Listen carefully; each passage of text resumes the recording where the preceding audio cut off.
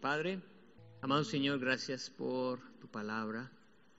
Gracias porque tu palabra dice que cuando veamos que estas cosas comienzan a ocurrir, estas plagas, terremotos, guerras, todas estas situaciones que ponen en pánico a la gente, tu palabra dice claramente que cuando veamos que eso comienza a ocurrir debemos levantar nuestra cabeza y alegrarnos y gozarnos porque nuestra redención está cerca. Todo esto que está pasando en torno a este virus, que no es ni siquiera más letal que otros, pero que está generando un caos terrible, está demostrando que la gente en su corazón ya tiene un pánico. La gente en su corazón sabe que algo va a ocurrir, pero no tienen al Señor en sus corazones y por eso temen y se angustian. Pero tu iglesia, Señor, está siendo advertida a través de estas cosas para que nos demos cuenta que tu regreso está a las puertas y que esto apenas es el comienzo de dolores. Lo que va a venir después, Señor, realmente sí va a ser devastador. El juicio que se va a decretar sobre la tierra realmente sí va a ser tremendo. Pero tu iglesia, lo dice tu palabra, será guardada de todo lo que va a venir. Por eso es tiempo de que nosotros prediquemos tu palabra. Es tiempo de que nosotros afiancemos nuestra fe en ti, confirmemos nuestro llamado, velemos y oremos, como dice tu palabra, para ser tenidos por dignos de escapar de todas estas cosas que vendrán sobre la tierra. Así que, Padre, esto que vamos a estudiar hoy, permítenos ponerlo en obra, hablarle a la gente de ti. Este tema que tiene que ver con el evangelismo, podamos, Señor, nosotros activarlo en este tiempo. Aprovechar que la gente está preocupada, aprovechar que países como la China, donde el evangelio estaba siendo tan limitado, hoy en día tienen libertad de predicar porque la gente está buscando, la gente está angustiada, la gente necesita una esperanza y se está aprovechando este tiempo para que el evangelio sea predicado. Que nosotros también aprovechemos esta circunstancia para predicar el evangelio. Ayúdanos, te lo pedimos en el nombre de Jesús, a cumplir esta misión. Amén. Lucas 9, 1, nos corresponde hoy hasta el versículo 9. Lucas 9 del 1 al 9.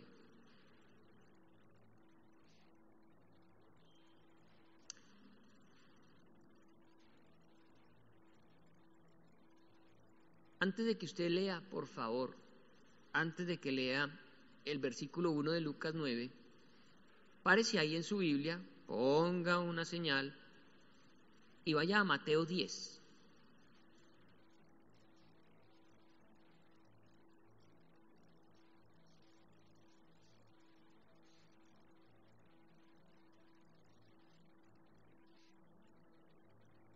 Mateo 9, versículo 35. Si usted mira con detenimiento, se dará cuenta que en Mateo 10, en el versículo 5, el título que tiene la Reina Valera es Misión de los 12, que es prácticamente el mismo texto que vamos a estudiar hoy, pero en Lucas 9, ¿sí? Sino que Lucas no da este detalle que quiero que miremos ahora, que está ahí mismo en Mateo, en el capítulo 9, versículo 35, es decir, que seguidamente de lo que Jesús habla aquí en Mateo 9:35, vendrá entonces lo que le va a decir a sus discípulos en Mateo 9, en Lucas 9:1. ¿Cómo comenzó la charla? Mateo 9:35. Recorría Jesús todas las ciudades y aldeas, enseñando en las sinagogas de ellos y predicando el evangelio del reino y sanando toda enfermedad y toda dolencia en el pueblo. ¿Qué región es esta? Galilea. Recuerden que Jesús pasó mucho tiempo de su ministerio en Galilea. Para este momento han pasado 18 meses aproximadamente, año y medio, en que Jesús inició su ministerio. Ustedes recuerdan que el ministerio de Jesús es más o menos de 3 años. Prácticamente en la mitad de su ministerio, está pasando esto que estamos leyendo, en donde Jesús, él, acompañado de sus discípulos, pero él era el que predicaba, él era el que enseñaba, él era el que oraba por los enfermos, él era el que reprendía demonios, él. Sus discípulos, ¿qué hacían? Ver, observar, aprender. Pero llegó el momento en que Jesús dijo, este trabajo es muy grande y yo no lo puedo hacer solo, ni me interesa hacerlo solo. Jesús sabía que necesitaba que otros apoyaran su trabajo y su labor, pero él sabe también que es una labor de mucha responsabilidad. ¿Se imagina usted entregarle a una persona irresponsable la capacidad de orar por los enfermos y que se sanen? La capacidad de entregarle a una persona irresponsable el orar por un milagro y que ocurra, orar por un muerto y resucite, orar por un demonio, por un endemoniado y se libere. ¿Qué piensa usted que una persona irresponsable, amadora del dinero, haría con ese poder? ¿O qué hemos visto que ocurre? Se han aprovechado y han usufructuado la fe de la gente. Y Jesús lleva 18 meses preparando a unos hombres muy especiales para luego él decirles, ahora ustedes van a hacer lo que yo estoy haciendo. Pero él tiene que garantizar algo, que el corazón de estos hombres no se va a dañar con lo que les va a entregar, con la autoridad y el poder que les va a entregar. Entonces, está Jesús trabajando y versículo 36, y al ver las multitudes, tuvo compasión de ellas, porque estaban desamparadas y dispersas, como ovejas que no tienen pastor. ¿Usted se ha dado cuenta cuando camina por la 23 la cantidad de gente que camina sin pastor? Que caminan desamparadas y dispersas. ¿Y quién les va a hablar de Jesús? ¿Quién les va a mostrar la salvación? Jesús, al ver eso, tuvo compasión. Él no fue desinteresado y dijo de malas, que se las arreglen como puedan, no. Tuvo compasión de esa gente. Y en el versículo 37 dice, entonces dijo a sus discípulos, a la verdad la mies es mucha, mas los obreros pocos. Rogad pues al Señor de la mies que envíe obreros a su mies. Y entonces, lo primero que hace Jesús es decirle, oren para que el Señor capacite, Él envíe. Noten que nadie puede ir a la mies si no ha sido enviado por el Señor. Nadie. Solamente a quien Dios envíe puede ir a hacerlo. Y Jesús sabe que eso no puede resultar de la noche a la mañana. Él sabe que se necesita oración y se necesita preparación en el corazón de la gente. Pero ¿saben? Muchos se han quedado ahí, en el punto de orar para que el Señor envíe. Señor, yo te pido para que envíes a alguien que hable tu palabra allá en la galería, allá en el barrio Fátima, Señor, envía. Y está la historia de un hombre muy amigo, quizás un gran amigo de Martín Lutero. Ustedes saben que Martín Lutero fue el que comenzó todo el movimiento de la Reforma Protestante.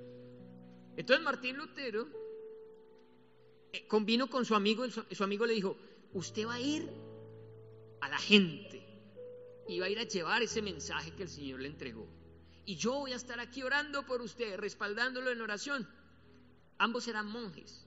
Él se quedó en el ¿cómo se llama? En el monasterio. El amigo se quedó en el monasterio y él salió a predicar la palabra.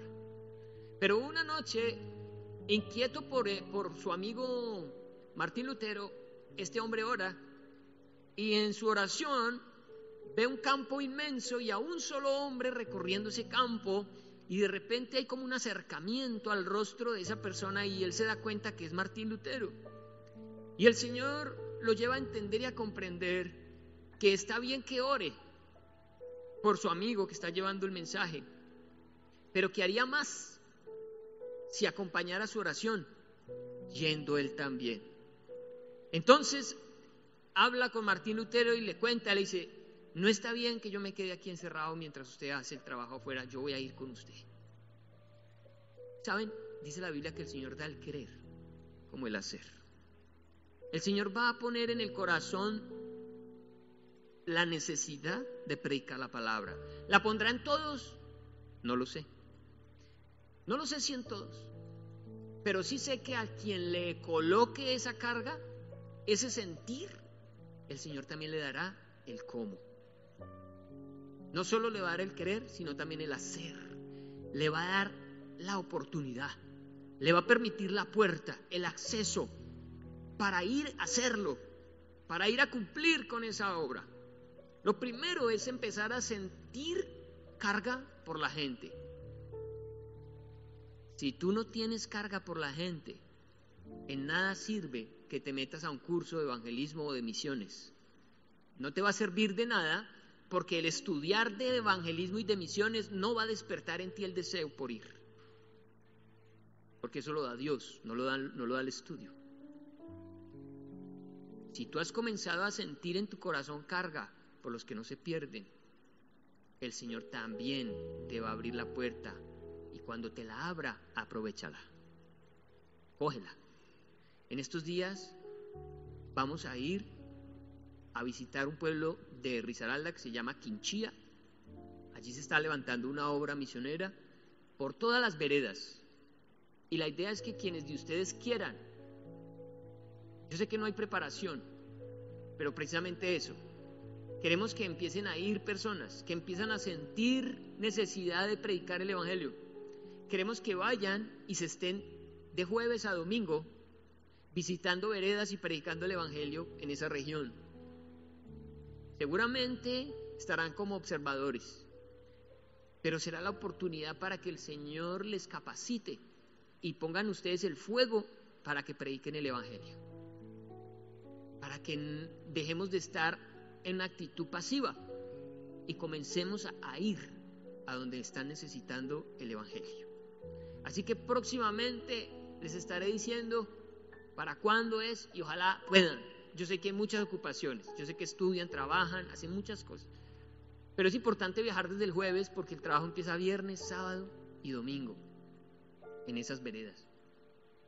Y no va a ser el único sitio donde vamos a ir. También hay una obra en Calarcá, en el Quindío, y hay una obra en Montenegro también en el Quindío. ¿Sí?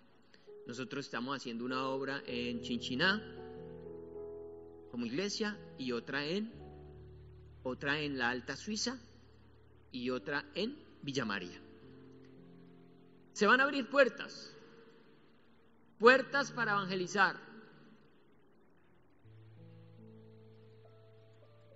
Yo solo espero que el Señor ponga en nosotros la carga para hacerlo, porque me he dado cuenta que podemos capacitar a la gente y nunca lograr nada. Necesitamos es que primero haya en el corazón la carga por el evangelismo, que no haya gente solamente orando, Señor, envía, sino alguien que diga, Señor, heme aquí, envíame a mí, yo iré. Llévame, yo quiero. Pero para ir necesitamos cumplir con lo que vamos a estudiar esta noche. Ahora sí, Jesús les dice, rueguen pues al Señor de la mies que envíe obreros a su mies, pero inmediatamente de que les pide que oren, los manda de una. Ahora sí, Lucas 9,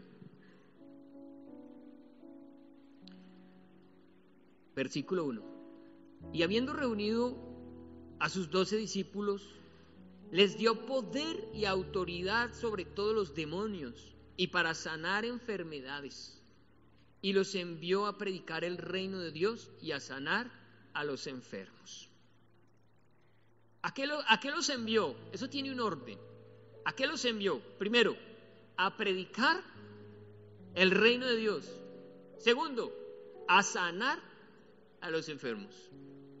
Prioridad no es sanar enfermos, porque, vuelvo y digo, hay quienes están usando los dones y las capacidades que Dios entrega pero no están usando el evangelio, no lo están predicando, están haciendo uso de las señales.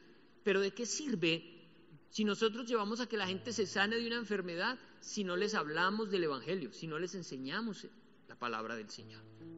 Necesitamos evangelizarlos con el mensaje de salvación, pero también necesitamos que el Señor respalde ese mensaje con milagros, con señales.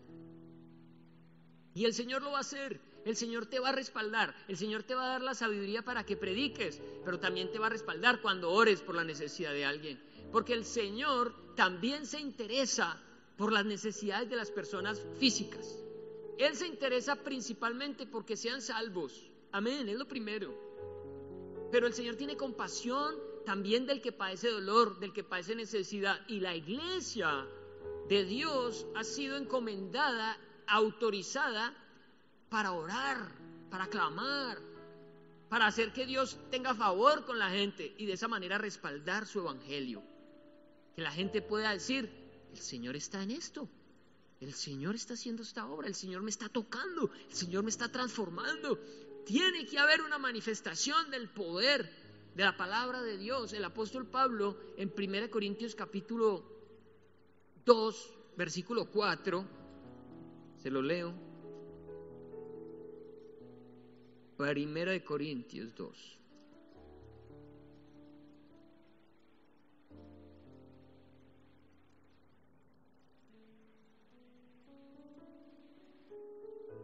Dice el apóstol Pablo, y ni mi palabra ni mi predicación fueron con palabras persuasivas de humana sabiduría, sino con demostración del Espíritu y de poder.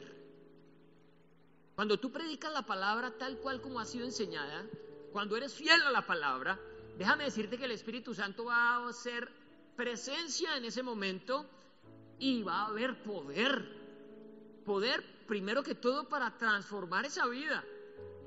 Porque el milagro más grande es ver una vida transformada, es ver un alma salva. Pero también esa palabra va a ocasionar muchas otras cosas en la vida de esas personas. Los va a sacar de cárceles emocionales, los va a sacar de problemas de salud, de situaciones complejas, porque el evangelio es completo. Pero ojo, hay un orden. No prediquemos los milagros, prediquemos el evangelio, que los milagros vienen después. Hablemos la palabra, capacítate en la palabra. ¿Qué veían los discípulos a Jesús? Predicar el reino de los cielos y hacer milagros. Y el Señor les dice, les voy a dar eso mismo, vayan adelante de mí, vayan en parejas, dice allí en Mateo, y creo que también en Marcos está, vayan en parejitas y prediquen que el reino de los cielos se ha acercado. Ese era el mensaje. Error cuando nosotros vamos a predicar, pero hablamos de todo. A veces por parecer interesantes, por parecer muy inteligentes, llenamos a la gente de mucha información y poco evangelio. No, hay que predicar, es el reino de los cielos. ¿En qué consiste el reino de los cielos? Consiste en esto, que Dios se hizo hombre, amén, y que como hombre vivió y murió en una cruz, llevando sobre la cruz nuestro pecado, pero que regresará por segunda vez. Vino, murió, volverá. Ese es el mensaje resumido.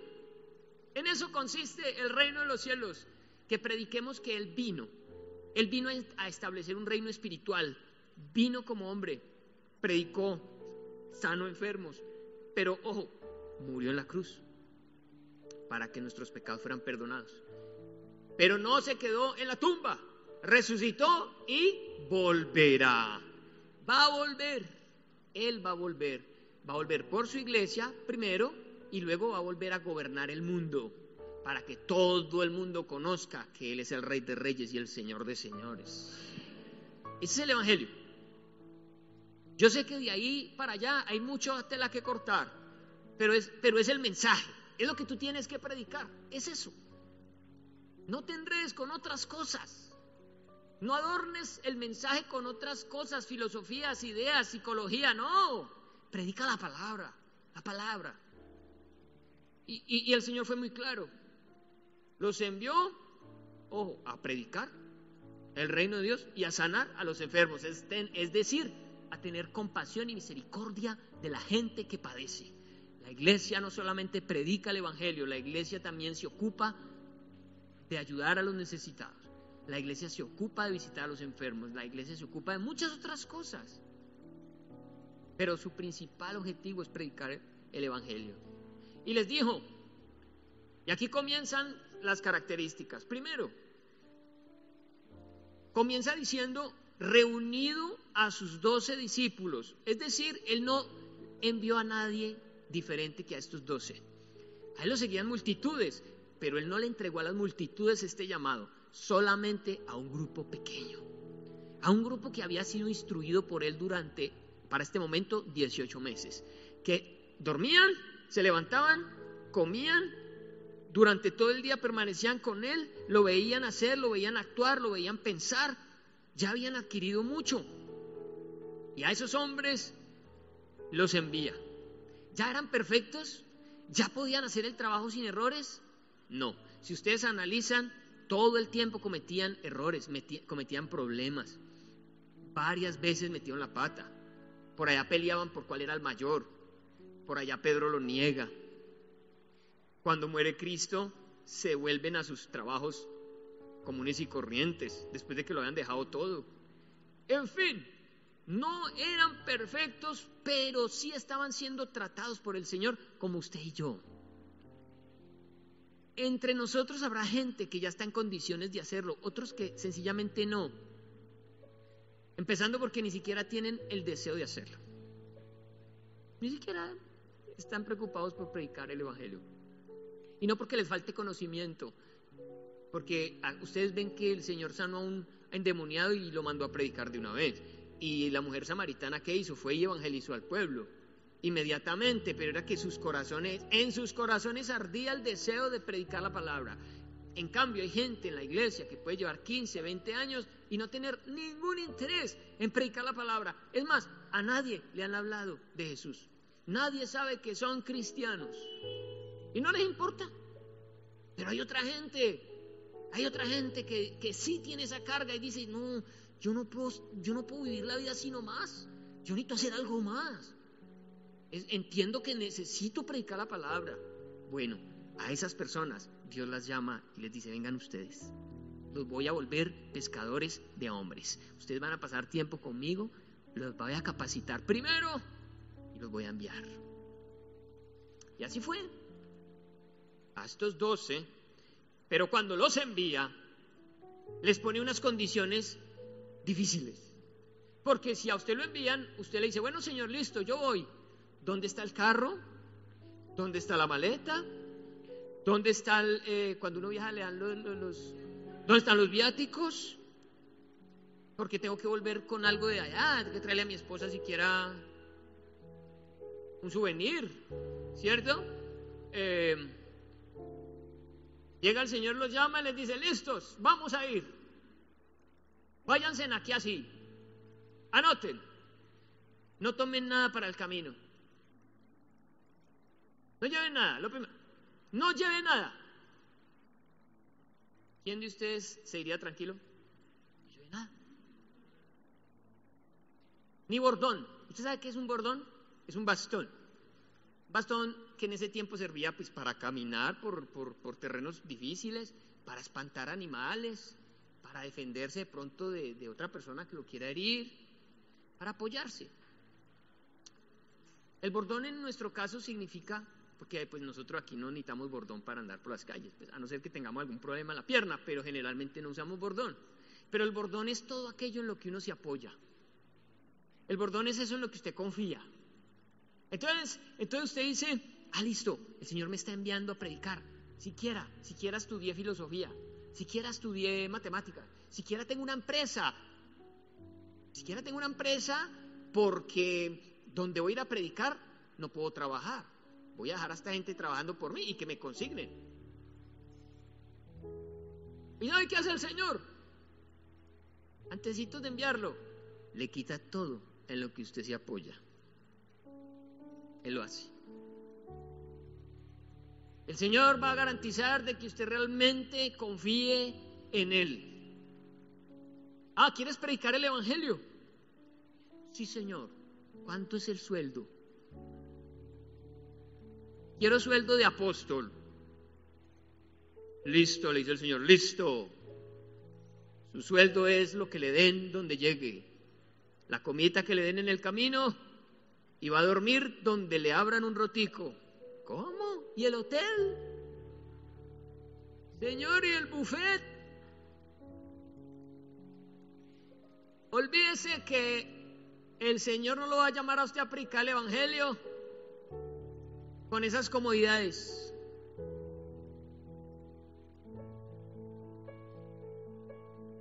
Yo recuerdo estar trabajando en Cenicafé y el Señor insistiéndome, lo necesito que predique el Evangelio, lo necesito. Y yo no. Sí sentía el anhelo, sí sentía el deseo, sí sentía la carga, pero me daba miedo. Yo no, ¿y de qué voy a vivir? Señor, como llevan del bulto dos pobres pastores.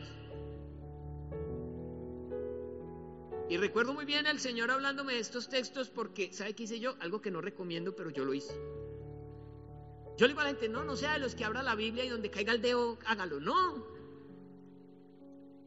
La Biblia hay que estudiarla metódicamente, juiciosamente. Pero yo en ese tiempo estaba tan desesperado que ya, ay, Señor, háblame. Y hice así, tan y ¡pum! Y me caían estos textos en Mateo, me caían en Lucas, me caían en Marcos. Hasta me cayó cuando Jacob huye de su hermano Esaú y solo cruzó el Jordán con un bastón. Era todo lo que llevaba. Y el Señor me mostraba y me decía, ¿y cómo volvió? ¿Y cómo regresó Jacob? Con 2 campamentos. Bendecido. Pero yo le tenía miedo. Y el Señor me hablaba. Yo estaba en Cenicafé. Pues se me acabó el trabajo. Yo me había ido a vivir a Pereira. Me había matriculado en la Universidad Tecnológica de Pereira. Yo ya había estudiado diseño industrial, pero quería ser ingeniero mecánico y ya estaba haciendo el primer semestre. Y yo dije, yo voy a ser ingeniero mecánico y diseñador industrial. Y se puede parar el que quiera las mechas, que yo voy a lograrlo. Pues, ¿qué pasó? Que yo tenía un contrato que iba hasta diciembre. Nada, se acabó como en septiembre. ¡Tan! Me tocó terminar ese semestre con el impulso. Quedé debiéndole 5 millones de pesos a mi madre, que hasta el día de hoy no lo he pagado.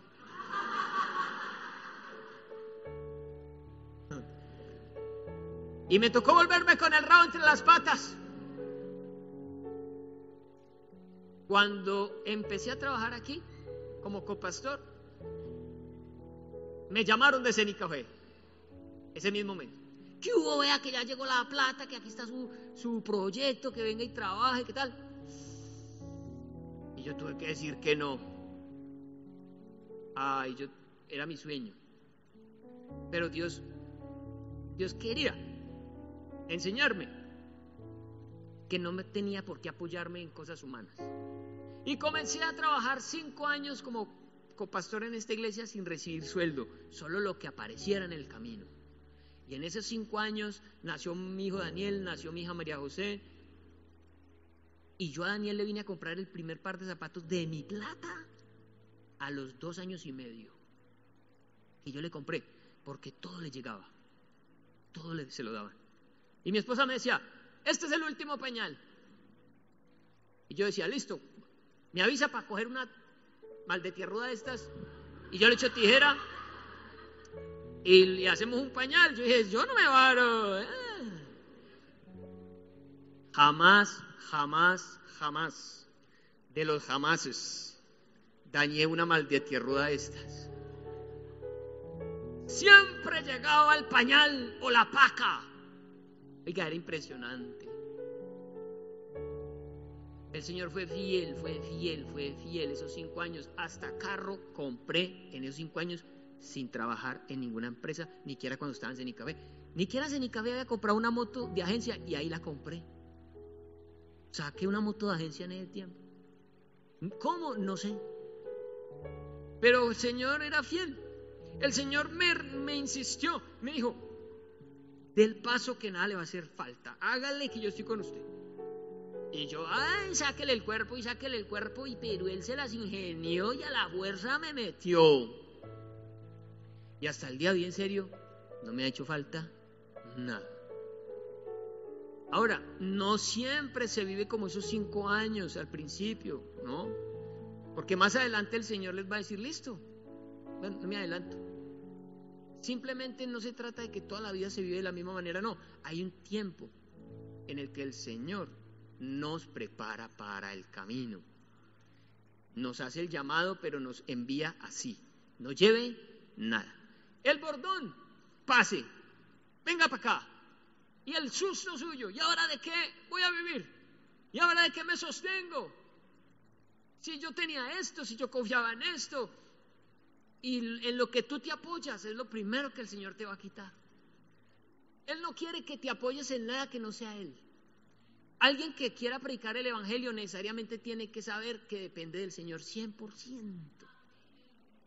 Que puede tener o no tener, pero que el llamado hay que cumplirlo. ¿Y cómo? ¿Y cómo se entera uno de que eso es verdad? Viviéndolo. Eso no hay otra forma. Imaginándoselo, no. Pasando por ahí y descubriendo que Dios es fiel. Y tener uno que decir, Señor, tú eres fiel. Era impresionante. Mi esposa me decía, no, y este mechero, y yo no me puedo cortar el pelo, y yo sin un peso. No era sino que ella se quejara cuando alguien la invitaba a cortarse el cabello. Así era todo se veía, todo era una cosa, una dinámica. Esos 5 años yo los recuerdo como algo tan maravilloso. Yo vivía pelado. Literalmente perseguíamos las monedas que había por ahí por la casa porque completábamos los huevos con eso. Era bien complicado, pero en serio que jamás, o sea, era impresionante. Nunca faltó nada. Aunque usted no veía de dónde, sí, usted no tenía el bastón, el Señor proveía. El Señor era fiel. Yo lo pude constatar en esos 5 años y creo que esos 5 años me enseñaron. Por ahí de vez en cuando me descacho y a veces me entra el susto. ¡Ay, Señor! Y ahora para pagar el impuesto del carro, y ahora para esto, y ahora para lo otro, Señor. Y uno se asusta. Pero siempre aparece el Señor diciendo, ¡ay, me extraña!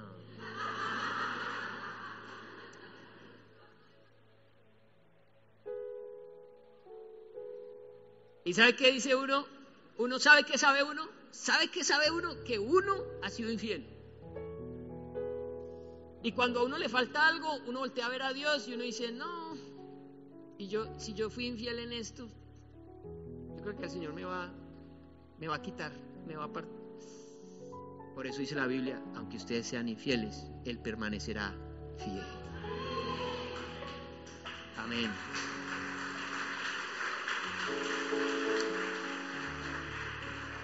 Entonces, no lleven nada, ni bordón, ni alforja. ¿Qué era la alforja? Una mochilita. Mochilita donde los maestros itinerantes iban y enseñaban a la gente y la gente les daba platica, la metían ahí o metían el fiambre. Pero ni siquiera alforja. El Señor les dijo, usted no va a tener ni que echarle a eso. Ni la lleven. Van a vivir del diario. Cuando llegue la hora de almorzar, ahí va a estar el almuerzo y no más, y no pregunte. No lleve alforja, porque en la alforja también se podía cargar dinero. En Mateo dice, no lleven oro, plata, ni cobre, o bronce, no, creo que es cobre. Las monedas eran de esos valores, de oro, de plata y de cobre. No lleven eso, no lleven plata. Oiga, los mandó pero pelados del todo.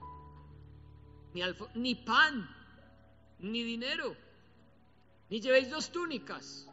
Pues, usted sabe que uno ensucia una túnica y se pone la otra mientras lava. Nada, solo una. Y las túnicas servían también para cubrirse en la noche del frío. No lleven repuesto, no les va a hacer falta nada. Entonces ahí de los 2 se hubieran podido decir, no hermano, hasta aquí llegamos ya. Ese ministerio está muy paila, chino. Me va a mandar así tan llevado. ¿Cómo era que hasta el mismo Judas dijo que sí? Judas iba ahí porque si usted mira en Mateo les dice: oren al Señor de la mies que envíe obreros a su mies. Inmediatamente lo que sigue es el nombre de los 12 discípulos. Los nombran a todos y está Judas. O sea que Judas fue aquí en parejita, o sea que iban 6 grupos. O sea que Judas en algún momento tuvo que echar fuera demonios, sanar enfermos, ¿sí o no? Y de esos es que el Señor dice que se van a presentar en el final de los tiempos y le van a decir: Señor, en tu nombre echamos fuera demonios. En tu nombre. ¿Y Jesús qué les va a decir? Nunca los conocí. Apártense de mí, hacedores de maldad. Ahí estaba un Judas. Por eso es tan grave cuando a alguien se le entrega un ministerio. Porque el Señor respalda su ministerio, lo hizo con Judas. Pero esa persona engañada va a ir al infierno porque nunca ha entregado su corazón al Señor. Por eso tampoco conviene: hey, a mí, yo quiero, ay, ay. Muchas veces el Señor llama al que no quiere. O sea, el que tiene el anhelo, pero que... Porque ese que es sapo regalado chupamedias, yo quiero, sí. Ese, ¿quién sabe qué está pensando? Ese está pensando en el avión, en el hotel, en la fama, ¿sí o no? Y el Señor le dice: usted no, gracias, no, para otro día. No nos llames, nosotros te llamamos. Lo primero es que tú vas a tener el sentir, la necesidad de predicar la palabra del Señor. Lo segundo es que vas a ser preparado por Dios. Y para ser preparado tienes que pasar tiempo con Él, pero también tienes que vivir esta situación de la que te estoy hablando, en la que el Señor dice: ¿quieres ir? Vaya pues, pero venga para acá, me deja todo esto. Vaya, porque yo quiero que usted aprenda a confiar en mí. Solo el que confía plenamente en mí predicará la palabra del Señor. Alguien que no confía en el Señor no lo puede hacer. Predicará otras cosas. Sigamos. ¿Qué otra característica? Y en cualquier casa donde entréis, quedad allí y de allí salid. Él les dijo: ustedes van a depender del amor de la gente. No van a llegar a los hoteles, que no existían. Existía una cosa que llaman el mesón, pero el mesón muchas veces eran burdeles, eran lugares de prostitución. Entonces la única opción era que alguien les diera alojamiento. Y que alguien le diera alojamiento significaba que había sido aceptado el Evangelio. Ellos tenían que creer que alguien iría a escuchar el mensaje de salvación y que había sido enviado a los judíos. Los mismos judíos que después irían a crucificar a Jesús, ellos fueron enviados a los judíos, no a los gentiles. ¿Por qué? Porque el Señor en su orden dijo: primero va a ser en Jerusalén, luego va a ser en Judea, luego va a ser en Samaria, que Samaria es combinación entre judíos y gentiles, una mezcla, y luego hasta lo último del mundo. El Señor no quería solo el Evangelio para los judíos, pero el Evangelio tenía que empezar por los judíos, porque a ellos se les entregó el mensaje, porque eran el pueblo escogido por Dios. Por eso el apóstol Pablo, cuando llegaba a la ciudad que fuera gentil, a lo primero que visitaba era la sinagoga judía. Siempre le predicaba primero a los judíos, así lo rechazaran. Entonces ahora ellos eran enviados y solo irían a dormir en la casita que los recibieran. Y les dijo: y no se pasen de casa en casa, porque los que hacen eso están buscando es extender la mano para que aquí me den, para que allí me den. No, usted se va a quedar en un solo sitio donde lo reciban y va a comer lo que le den ahí, porque eso va a demostrar el amor mío de esas personas hacia ustedes, porque si los reciben a ustedes es como si me recibieran a mí. Entonces era muy importante que ellos entendieran que a donde llegaran y había un hijo de paz, ahí iban a quedarse hasta que salieran de esa ciudad y saliera a otra ciudad. Y donde quiera que os recibieren, salid de aquella ciudad. Y donde quiera que no os recibieren, salid de aquella ciudad y sacudid el polvo de vuestros pies en testimonio contra ellos. Estaba la opción de que no los recibieran, de que no los escucharan. Y aunque el gesto de sacudir los pies y sacudir la ropa era un gesto que un judío hacía cuando salía de una ciudad gentil, así eran de fregados los judíos, salían de una ciudad gentil y sacudían porque sentían que no se podían traer nada. Pero ojo que el Señor los mandó a los judíos y al decirles que hicieran eso mismo, estaba diciéndoles: que esos judíos eran como gentiles o peores que los gentiles por no haber recibido el evangelio, pero que tranquilos, que no se preocuparan, que tenían que continuar, que tenían que seguir llevando el mensaje de salvación, porque habría otra ciudad en donde sí los irían a recibir. Y saliendo, pasaban por todas las aldeas anunciando el evangelio y sanando por todas partes. El Señor los usó grandemente, a hombres imperfectos como usted y como yo, pero hombres que cuando Él les hizo el llamado dejaron todo para seguirle. Hombres que durante 18 meses estuvieron con Él escuchándolo, solamente aprendiendo de Él. Y hombres que estuvieron dispuestos a ir sin nada, sin tener asegurado nada. Mucha gente espera que el Señor les dé un ministerio solo cuando tengan asegurado todo. Y resulta que el Señor no nos va a dar ministerio sin primero probar nuestra dependencia de Él. Y hay que vivir el proceso. Terminemos con Lucas 22.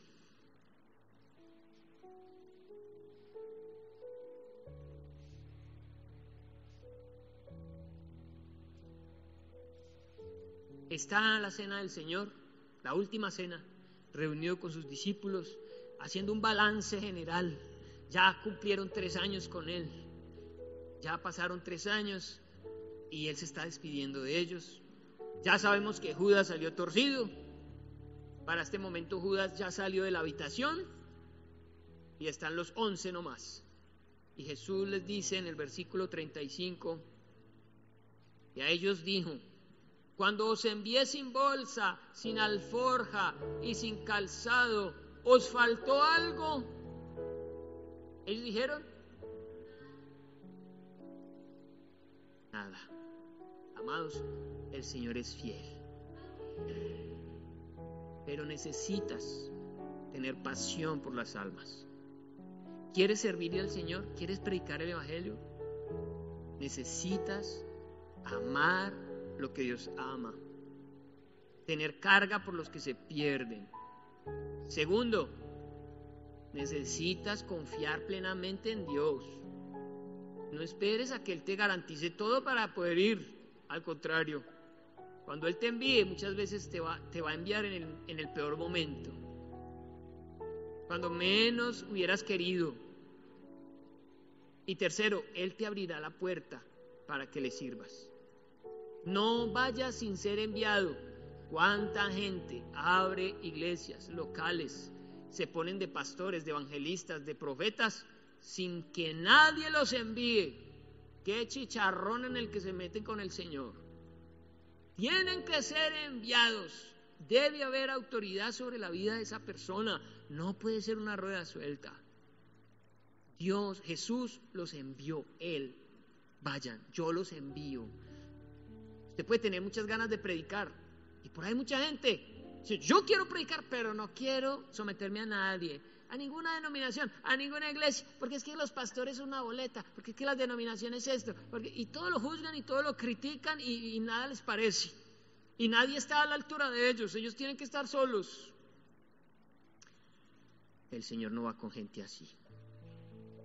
El Señor no acompaña a gente que se manda sola. Necesitas ser enviado. Es que mi pastor, yo llevo tantos años aquí y nunca me dicen. Si no le han dicho nada, no se mueva. No se ponga usted a hacer lo que no le piden que haga. Usted puede ser más predicador que el pastor, puede ser la mamá de Tarzán, pero no consiste en eso, porque estos 12 no sabían nada. Por estos 12 nadie daba un peso, ni ellos mismos. Estos 12 hicieron pasar vergüenza a Jesús hasta última hora, pero los usó el Señor, los usó. Pero hay mucha gente que se cree mucha cosa y sale a predicar el Evangelio y terminan dañando el cuerpo de Cristo, terminan dañando la obra de Dios. Y es peor, pues dice la palabra: no os hagáis maestros muchos de vosotros, porque el maestro llevará mayor condenación. Esas personas que predican el Evangelio sin sujetarse, sin autoridades, están corriendo un grave riesgo, que no han sido enviados. Espérate, primero, que nazca en ti la pasión. Sin eso no hay nada. Segundo, la capacitación. Y tercero, el ser enviado. Recuerde, el Señor da el querer como el hacer. Él lo va a dar, y yo oro para que Él nos lo dé, para que dejemos de ser una iglesia tan parca, tan dormidita a la hora de predicar, tan desinteresada, viendo tantas cosas que suceden y más bien dando nosotros más mal testimonio y embarrándola más que predicando el evangelio. Pero que sea el Señor el que obre entre nosotros, como obró con ellos, con estos 12, lo haga también en medio nuestro. Amén. Pongámonos de pie.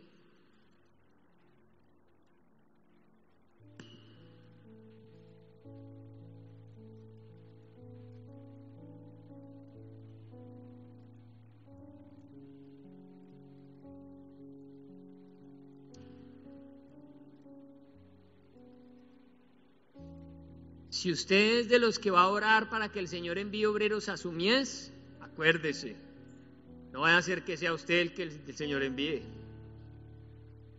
¿Cierto? Señor, envía un misionero a Irak, allá donde matan cristianos. Señor, envía, predique tu palabra en la China, allá donde se tienen que esconder.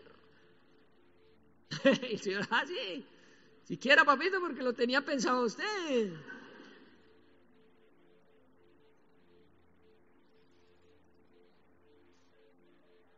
¿Ah? Y el Señor le dice, vas a ir a la China y no vas a llevar tapabocas, no vas a llevar jabón, no vas a llevar antibacterial. A todo el que estornude en la casa te vas a quedar ahí. Y de lo que te dé te lo vas a comer. Porque comerán cosa mortífera y no les hará daño. Eso les dijo. Eso les dijo. Un misionero se va así. Se va así. Y muchos han muerto llevándole el mensaje de salvación. Tremendo el amor que llegan a tener por el evangelio, ¿sí o no? Que aborrecen sus propias vidas con tal de llevar el mensaje. Pero digámosle al Señor, Señor, activa en mí algo. No me dejes ser alguien tan desinteresado. Que me duela la gente, que me duela los que se pierden, Señor. Algo que pueda hacer por ti, Padre. Alguna cosita. Ahí donde tú trabajas. Lo hemos hablado muchas veces. Tú no tienes que irte hasta la India, o a Irak, o a la China. Tú ya tienes un campo misionero. ¿Cuántos que están a tu alrededor no conocen de Jesús? Tú dices, sí, ellos saben, no es que son católicos, sí. Una cosa es saber que existe un Jesús que murió en una cruz, y otra cosa es que Él sea mi Señor. Una cosa muy diferente es que yo confíe en Él para vida eterna.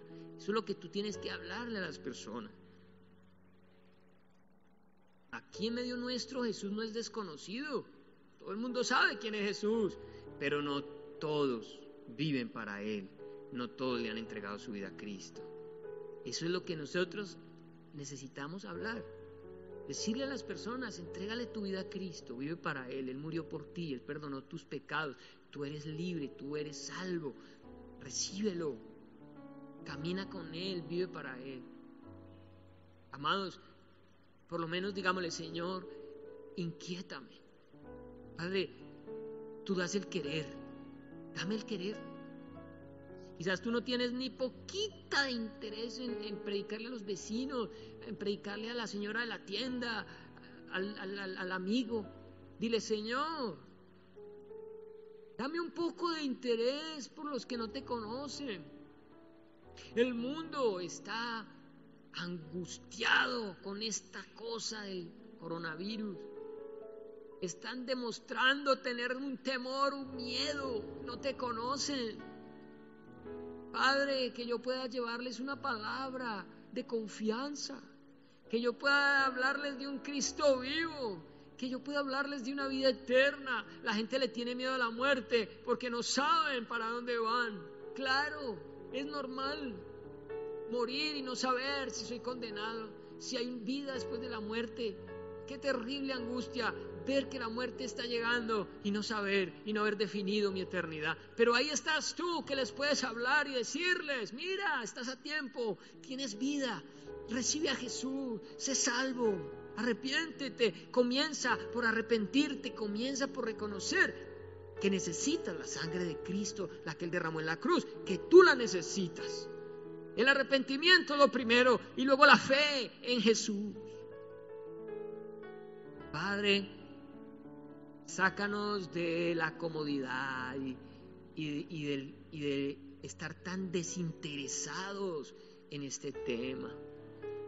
Ayúdanos, Señor, a sentir esa necesidad, esa urgencia por el mundo que se pierde. Que seamos una iglesia que predique la palabra ahí donde estamos. Que seamos cristianitos que abran su boca para decir cosas buenas, cosas que edifican, para hablar de fe, para hablar de las promesas del Señor, para aconsejar. Que seamos cristianos que lleven la presencia del Señor al que está angustiado, al que está enfermo. El Señor nos dio la autoridad para orar por los enfermos. El Señor nos dio la autoridad para orar por los deprimidos, por los que se quieren suicidar. Amados, somos nosotros, somos la sal. Pero si la sal pierde su sabor y pareciera que nosotros somos tan desabridos, tan desinteresados en la necesidad de la gente, por eso digámosle: Señor, danos el querer, porque después de ese querer tú nos darás el hacer. Primero, danos ese deseo, danos esa pasión por predicar tu palabra. Hay mucho lugar a donde ir. El Señor dijo: la mies es mucha, pero los obreros son pocos. Dile: Señor, yo oro para que me envíes a mí. Envíame a mí, a mi casa. Envíame a mí, a mi esposa. Envíame a mi esposo. Envíame a mis hijos. Envíame a mis padres. Yo puedo tener palabra para ellos. Señor, si no me interesa la condición espiritual de ellos, haz que me interese. Si no me preocupa el saber que si mueren se condenan, haz que me interese. Y una vez que yo tenga esta necesidad, yo pueda clamarte y decirte: Señor, dame la forma, la sabiduría, las palabras, el amor para predicarles. Pero es el comienzo, por lo menos, pedirle a Él que nos dé el querer. Danos, amado Dios, ese querer. Despierta en la iglesia ese querer. Yo sé que vendrá la capacitación, yo sé que vendrá la puerta abierta, yo sé que vendrán los campos en donde nos vamos a poder deleitar predicando tu palabra. Pero hoy reconocemos que somos fríos en torno a la evangelización. Hoy reconocemos que no hay un querer genuino. Perdónanos. Pero, Señor, te pedimos: danos una pasión y un fuego por el mensaje, por la salvación de las almas. En el nombre de Jesús te lo pedimos.